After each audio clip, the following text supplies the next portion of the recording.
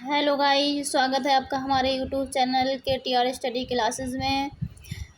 तो देखो गाइस, आज हम लोग भोजन के बारे में डिस्कस करने जा रहे हैं। यानी भोजन जो हम ग्रहण करते हैं, है ना। जो भोजन हम ग्रहण करते हैं ऊर्जा प्रदान करने के लिए, तो उसको हम क्या फूड मटेरियल कहते हैं। जो भी हम भोजन ग्रहण करते हैं उसको क्या कहते हैं, फूड मटेरियल कहते हैं। और जो फूड मटेरियल होता है तो वो 3 प्रकार का होता है। फूड मटेरियल 3 प्रकार का होता है ना। नंबर 1 जो होता है वो एनर्जी प्रोड्यूसर फूड मटेरियल, यानी ऊर्जा प्रदायी भोज्य पदार्थ। ऊर्जा प्रदायी भोज्य पदार्थ तो जिससे हमें ऊर्जा मिलती है वो ऊर्जा प्रदायी भोज्य पदार्थ हो जाते हैं। जैसे आलू, चावल, तेल, घी या कोई भी मीठा पदार्थ। जैसे मीठा पदार्थ हमने खा लिया, जैसे चीनी है या गुड़ है, या मतलब कुछ भी मीठा पदार्थ अगर हमने खाया है तो उससे हम लोगों को एनर्जी प्राप्त होती है।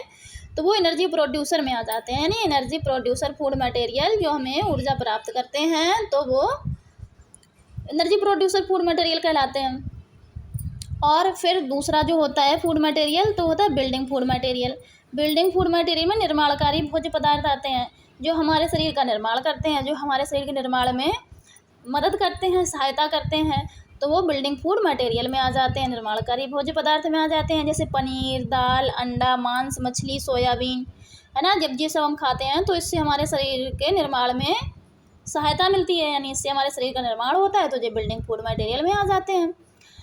और तीसरा जो होता है ना, तो वो है protective food material. Protective food material यानी सुरक्षात्मक भोज्य पदार्थ, जो सुरक्षात्मक, जिससे हमारे शरीर की सुरक्षा, यानी जो हमारे शरीर के में सुरक्षा करते हैं, तो वो प्रोटेक्टिव फूड मटेरियल में आ जाते हैं, सुरक्षात्मक भोज्य पदार्थ में आ जाते हैं। जैसे पालक, बथुआ, मेथी, हरी सब्जी या फल वगैरह हम खाते हैं, तो इससे हमारे शरीर को सुरक्षा प्राप्त होती है, तो जो प्रोटेक्टिव फूड मटेरियल में आ जाते हैं।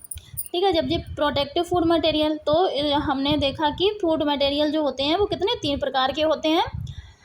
फर्स्ट होता है energy producer food material, second building food material, और थर्ड प्रोटेक्टिव फूड मटेरियल। तो यहाँ तक तो आप लोगों को समझ में आया होगा। और फिर इसके बाद आता है फूड मटेरियल के बाद आता है पोषक तत्व, यानी न्यूट्रिएंट्स।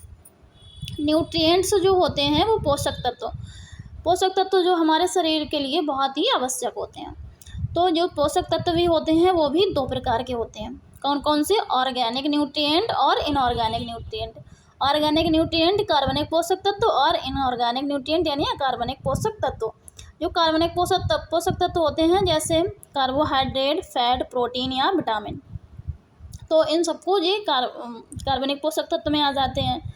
और अकार्बनिक में आ जाता है जल, और जैसे कोई भी खनिज पदार्थ हैं तो वो अकार्बनिक में आ जाते हैं, इनऑर्गेनिक न्यूट्रिएंट में आ जाते हैं। अब जो कार्बोहाइड्रेट होता है, कार्बोहाइड्रेट हमारे शरीर को तुरंत ऊर्जा प्रदान करता है।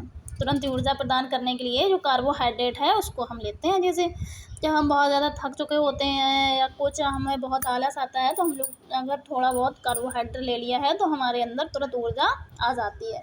इसलिए जब कोई भी खिलाड़ी होते हैं ना, या कोई भी खिलाड़ी हुए ना, उनको तो तुरंत ऊर्जा प्रदान करने के लिए कार्बोहाइड्रेट दिया जाता है। और कार्बोहाइड्रेट का जो फार्मूला होता है वो CH2 होता है, CH2। और इसमें जो यौगिक होते हैं इसके तो उनका अनुपात होता है 1:2:1, यानी CH2। C से इसमें कौन कौन से यौगिक होते हैं? C से कार्बन, H से हाइड्रोजन, O से ऑक्सीजन। इसमें कार्बन, हाइड्रोजन और ऑक्सीजन 1:2:1 के अनुपात में पाए जाते हैं।